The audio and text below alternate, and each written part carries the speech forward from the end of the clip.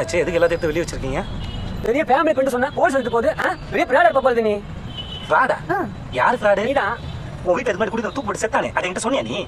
Fraud நீதான். Fraud fraud. பாத்தியா எப்படி பேசுற?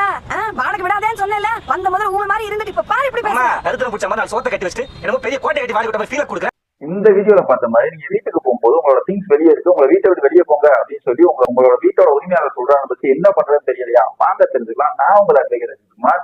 அதெல்லாம் ஃபர்ஸ்ட் நீங்க ஒரு வீட்டுல வாடகை இருக்கீங்கன்னு போது அவங்களோட வாடகை ஒப்பந்தம் போட்டுருங்க. அந்த வாடகை ஒப்பந்தத்துல கண்டிஷன் சொல்லியிருப்பாங்க, கொடுத்துருப்பாங்க. அந்த கண்டிஷன்ஸை மீற பட்சத்துல இந்திய ஒப்பந்த சட்டம் 1872 என்ன சொல்றான்னு பார்த்தோம்னா, உங்களோட வாடகை ஒப்பந்தத்தை மீற பட்சத்துல அவங்களோட இழப்பீடு நீங்க பெறலாம் அப்படின்னு சொல்லியிருக்காங்க. தமிழ்நாடு வீட்டோட உரிமையாளர் இவர் ஆர்கே சங்கரை உடனே வீட்டை விட்டு வெளியே இருங்க அப்படின்னு சொல்லியிருப்பாரு. அதுக்கு அவர் கோர்ட்ல கேஸ் ரைஸ் பண்ணியிருப்பாரு. திடீர்னு வீட காலி பண்ண சொல்றது தப்பு, அவருக்கு இழப்பீடை கொடுங்க அப்படின்னு சொல்லி உத்தரவு போட்டிருப்பாங்க.